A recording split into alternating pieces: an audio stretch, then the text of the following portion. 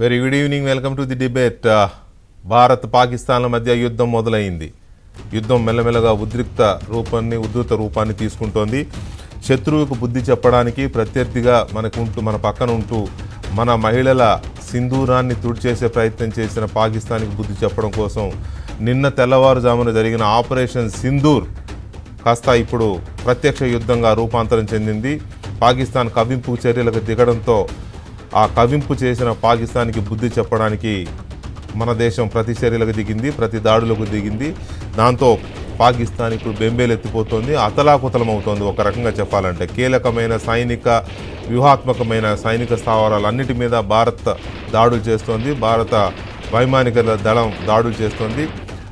Air defence సిస్టమ్ని, లాహోర్లోని air defence సిస్టమ్నే మనం ధ్వంసం చేసేసాం. ఇంకా చాలా చోట్ల రావల్పిండి కావచ్చు, ఇంకా చాలా చోట్ల పాకిస్తాన్కు సంబంధించిన కీలక సైనిక స్థావరాలపైన, అలాగే కీలక ఆయుధ స్థావరాలపైన, వ్యూహ స్థావరాలపైన మనం దెబ్బ కొట్టగలిగాం. ఇంకా జరుగుతూనే ఉంది ఆ కార్యక్రమం. మరోవైపు తెల్లవారుజామున ఇవాళ భారతదేశం మీద కొన్ని చోట్ల దాడులు చేయాలని పాకిస్తాన్ ప్రయత్నం చేసింది. వాటిని గాలిలోనే మన వాళ్ళు ఆ దాడుల్ని తిప్పికొట్టారు. ఆ క్షిపణుల్ని అక్కడే, క్షిపణులు అంటారు వాటిని, ఏదైనా దారిలోనే గాలిలోనే వాటిని పేల్చేసి ఎలాంటి నష్టం లేకుండా చేయగలిగారు. ఈ పరిస్థితుల్లో ఎందుకు ఇది జరుగుతోంది? పాకిస్తాన్ చేసిన మొదటి కవ్వింపు చర్యతోనే పాకిస్తాన్ తప్పు చేసిందా? ఆపరేషన్ సింధూర్ తర్వాత పాకిస్తాన్ దారికొచ్చి, కాళ్ళబేరానికి వచ్చి ఇక ఉగ్రవాదులు లేకుండా చేస్తామని భారత్తో ఒక సయోధ్యకో ఒక సంధికో వచ్చి ఉంటే ఈ పరిస్థితి ఉండేది కాదు. ఎక్స్కవేషన్తో, ఒక కవ్వింపు చర్యతో చేసిన ఈ పెద్ద తప్పు ఇప్పుడు పాకిస్తాన్కి అశనిపాతంలా మారబోతోందా? భారతదేశం నెక్స్ట్ స్టెప్స్ ఎలా ఉండబోతున్నాయి అనేది ఇవాళ మనం చర్చించాల్సిన ఒక కీలకమైన అంశం. అలాగే యుద్ధం ఏ స్థాయికి వెళ్ళబోతోంది, యుద్ధం పీక్ స్టేజ్కి వెళ్ళిన తర్వాత పాకిస్తాన్ పరిస్థితి ఎలా ఉండబోతోంది అనేది రెండవ అంశం. మూడవది, ఆపరేషన్ సింధూర్ కొనసాగుతోంది అని భారత రక్షణ మంత్రి రాజ్నాథ్ సింగ్ స్వయంగా ప్రకటించారు ఇందాకనే, సాయంత్రమే. ఆపరేషన్ సింధూర్ కొనసాగుతోంది అంటే యుద్ధం కొనసాగుతోంది. ఆ యుద్ధం భారతదేశం చాలా సీరియస్గా తీసుకుంది. ఎలాంటి చర్యలకైనా మేము సిద్ధంగా ఉన్నాం, మీరు ఏం చేసినా వెనక్కి తగ్గేది లేదు అని కూడా పాకిస్తాన్కి చాలా కీలకమైన హెచ్చరికలు జారీ చేశారు రాజ్నాథ్ సింగ్. ఇది ఒక అంశమైతే, పాకిస్తాన్ దాడుల్ని తిప్పికొడుతూనే పాకిస్తాన్ చేస్తున్న అటు సరిహద్దులో కానీ, లేకపోతే కీలకమైన నగరాలను ఎంపిక చేసుకొని ఏ రకమైన దాడులను అయితే చేస్తోందో ఆ దాడుల్ని తిప్పికొడుతూనే, దానివల్ల కించిత్ నష్టం జరగకుండా వాటిని తిప్పికొడుతూనే మనం ప్రతిదాడులు చేస్తున్నాం. ఆ ప్రతిదాడులకి పాకిస్తాన్ అతలాకుతలం అయిపోతుంది. అవి ఏంటి, ఎక్కడెక్కడ జరుగుతున్నాయి అనేది కూడా మనం చర్చిద్దాం. ఇక ఆ తర్వాత ఎందుకు పాకిస్తాన్ కయ్యానికి కాలు దూవుతోంది? తన స్తోమత తెలుసుకోకుండా, తన సమర్థత తెలుసుకోకుండా, తన స్థాయి ఏంటో తెలుసుకోకుండా, తనను తాను అంచనా వేసుకోకుండా, తన బలహీనతలు తెలిసి కూడా, భారత్ యొక్క బలమేంటో తెలిసి కూడా, ప్రపంచ దేశాల్లో భారతదేశానికి ఇవాళ దొరుకుతున్న మద్దతు ఏంటో తెలిసి కూడా, ఇన్ని రకాల తెలిసి కూడా పాకిస్తాన్ ఎందుకు కయ్యానికి కాలు దూవుతోంది అనేది ఇంకొక కీలకమైన అంశం, మనం చర్చించాల్సిన అంశం. తర్వాత అమెరికాతో పాటు మరికొన్ని కీలకమైన దేశాలు, 7-8 దేశాలు ఇప్పటికే పాకిస్తాన్లో ఉన్న తమ రాయబారుల్ని వెనకొచ్చేయమని చెప్పాయి, లేదా అక్కడ షెల్టర్ తీసుకోమని, కీలకమైన అంటే ఒక రక్షణపరమైన షెల్టర్ తీసుకోమని చెప్పాయి. అలాగే అమెరికా పాకిస్తాన్లో ఉన్న తన దేశ పౌరులను వెనకొచ్చేయాలని కూడా సూచించింది. మరోవైపు భారతదేశం కొన్ని ఎయిర్పోర్ట్లను మూసివేసింది, కొన్ని విమాన సర్వీసులను కూడా రద్దు చేసింది. వాటిలో ప్రధానమైనవి ఈ నెల 10వ తేదీ వరకు, అంటే ఎల్లుండి వరకు 27 ప్రధాన ఎయిర్పోర్టులను మూసేశారు. వాటిలో 400 పైగా విమాన సర్వీసులను కూడా రద్దు చేసింది భారత ప్రభుత్వం.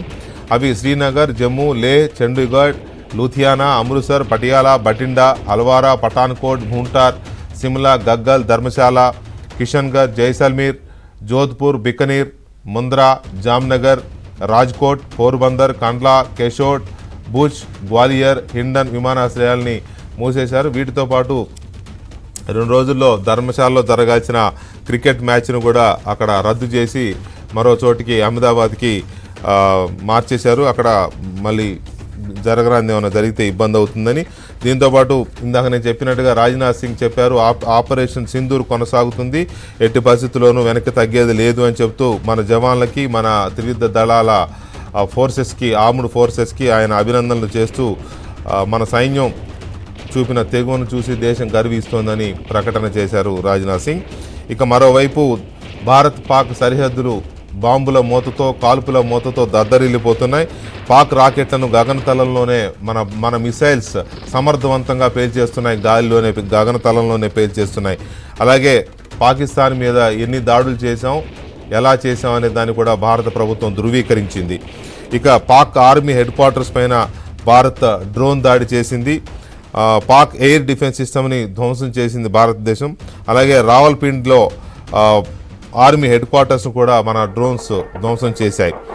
పాకిస్తాన్లోని కీలక నగరాలపైన భారత్ దాడులు చేసింది. ఇస్లామాబాద్, లాహోర్, రావల్పిండిలోని సైనిక స్థావరాలే లక్ష్యాలుగా భారతదేశం దాడులు చేసింది, ధ్వంసం చేసింది. ఈ దాడుల్లో అవన్నీ ధ్వంసమయ్యాయి. ప్రత్యేకించి లాహోర్లోని S-400 ఎయిర్ డిఫెన్స్ సిస్టమ్ని నిర్వీర్యం చేసింది. ఎయిర్ డిఫెన్స్ సిస్టమ్ని నిర్వీర్యం చేయడం అంటే చాలా పెద్ద అడుగు అనుకోవచ్చు. ఎందుకంటే మన వైపు నుంచి వెళ్ళే మిసైల్స్ని ఎయిర్ డిఫెన్స్ సిస్టమ్ పసిగట్టకుండా ఇది ఒక పెద్ద అశనిపాతం లాంటి దాడి పాకిస్తాన్కి. సో ఇది ఎలా దెబ్బకొట్టింది పాకిస్తాన్ అనడానికి ఒక ఇది. తర్వాత పాకిస్తాన్ మీద ఆపరేషన్ సింధూర్ ఎఫెక్ట్ కంటిన్యూ అవుతోంది. ఒకవైపు మన స్టాక్ మార్కెట్లు లాభాల్లో ఉన్నాయి, నిన్న ఇవాళ కూడా లాభాల్లో ఉన్నాయి. కానీ కుప్పకూలిపోయింది పాకిస్తాన్ స్టాక్ మార్కెట్. అక్కడ ట్రేడ్నే నిలిపేసింది పాకిస్తాన్ ప్రభుత్వం. సో ఇలాంటి అంశాలు ఉన్నాయి. తర్వాత ప్రభుత్వం చాలా క్లియర్గా ఇప్పుడు ప్రకటించింది, నిన్నటి వరకు ఎంతమంది చనిపోయారు ఆపరేషన్ సింధూర్లో అనే దానికి తెరవేస్తూ 100 మంది ఉగ్రవాదులు చనిపోయారు, హతమయ్యారు అని చెప్పి రక్షణ మంత్రి రాజ్నాథ్ సింగ్ ప్రకటించారు. పాక్ పౌరులకు ఎలాంటి నష్టం జరగకుండా ఈ దాడులు జరిగాయని కూడా చెప్పారు. ఇది అఖిలపక్షం నిర్వహించింది ప్రభుత్వం. ఇవాళ అఖిలపక్షంలో ప్రభుత్వం అధికారికంగా ప్రకటించింది. ఆల్ పార్టీస్ కూడా ప్రభుత్వానికి పూర్తి మద్దతు ప్రకటిస్తూ ఆపరేషన్ సింధూర్, ఆ తర్వాత జరగబోతున్న కార్యక్రమాలకు కూడా పూర్తి స్థాయి మద్దతుని ఇస్తామని చెప్పాయి మిగతా పార్టీలు. అయితే ఇక్కడ 2 కీలకమైన అంశాలను మనం చర్చించాలి. ఒకటి, పూర్తిగా పాకిస్తాన్ చేస్తున్న కవ్వింపు చర్యలకు ప్రతిస్పందనలు మాత్రమే మనం చేస్తున్నాం తప్ప మన ముందస్తు కవ్వింపు చర్యలకు దిగడం లేదు అనేది ఒక పాయింట్ని పదే పదే ప్రపంచానికి భారతదేశం చెప్తోంది. రెండవది, ఉగ్రవాదం టార్గెట్గానే జరుగుతోంది ఈ ప్రతిదాడులు కూడా, ఈ ప్రతిస్పందనలు కూడా ఉగ్రవాదులు టార్గెట్గానే జరుగుతున్నాయి, ఉగ్రవాదం టార్గెట్గానే జరుగుతున్నాయి తప్ప సామాన్య పౌరులు, పాకిస్తాన్లో ఉన్న సామాన్య ప్రజలు మా లక్ష్యం కాదు, ఎక్కడా కూడా వాళ్ళు టార్గెట్గా జరగడం లేదు అని. కానీ వెరాస్ పాకిస్తాన్ మాత్రం సరిహద్దు గ్రామాలపైన, సరిహద్దుల్లో అమాయకమైన భారత పౌరుల్ని దాదాపు ఇప్పటికే 20కి పైగా మన ప్రజల్ని, మన పౌరుల్ని పాకిస్తాన్ సైనికులు కాల్చి చంపారు. వాళ్ళు ఉద్దేశపూర్వకంగానే అమాయక ప్రజల్ని కాల్చి చంపుతున్నారు. కానీ మన సైన్యం, మన వైమానిక దళం కానీ ఎక్కడ మన ప్రభుత్వం వైపున జరుగుతున్న ఏది కూడా పాకిస్తాన్లో సామాన్యులు లక్ష్యంగా చేసుకుని జరగడంలా. సో ఇది కీలకమైన అంశం. తర్వాత మన సమాచార శాఖ, కేంద్ర ప్రభుత్వ బ్రాడ్కాస్టింగ్ మినిస్ట్రీ కీలకమైన ఆదేశాలు జారీ చేసింది. ఆల్ మీడియంస్, అది ప్రధాన స్రవంతిలో ఉన్న మీడియా కానీ, పత్రికలు, టీవీ ఛానళ్ళు, ఆ మాటకు వస్తే ఓటీటీ ప్లాట్ఫామ్స్, ఇప్పుడు చాలా ఉధృతంగా ఉన్నాయి ఓటీటీ ప్లాట్ఫామ్స్ కానీ, సోషల్ మీడియా కానీ, ఎక్కడా కూడా పాకిస్తాన్ కంటెంట్ని చూపించే ప్రయత్నం చేయొద్దు. చూపిస్తే అది నేరంగా పరిగణించాల్సి వస్తుందని చాలా స్పష్టంగా చెప్పారు. అలాగే అవాకులు చవాకులు పేలొద్దు.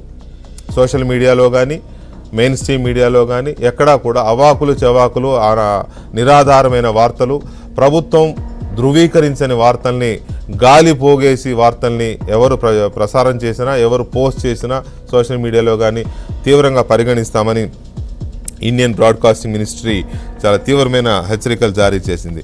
సో మొత్తం మీద యుద్ధం పూర్తి స్థాయిలో మనం చూస్తున్నాం. అయితే ఇది ఇంకా ఉధృత స్థాయికి చేరుతుందా, ఎక్కడ దాకా వెళుతుంది? ఇప్పటికే మన కీలకమైన నగరాల మీద పాకిస్తాన్ కొంత దాడులు చేసే ప్రయత్నం చేసింది.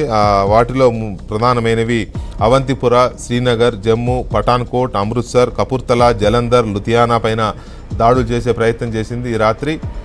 వాటన్నిటి కూడా మనం సమర్థవంతంగా తిప్పుకొట్టగలిగాం. సో ఇంకా పాకిస్తాన్ నెక్స్ట్ స్టెప్ ఎలా ఉండవచ్చు, ఎటుదారి తీసే అవకాశం ఉంది, మొత్తంగా యుద్ధం ఆగుతుందా ముందుకెళ్తుందా అనే చర్చ దేశవ్యాప్తంగా జరుగుతున్న నేపథ్యంలో, ఇది కంటిన్యూ అవుతున్న నేపథ్యంలో రక్షణ మంత్రి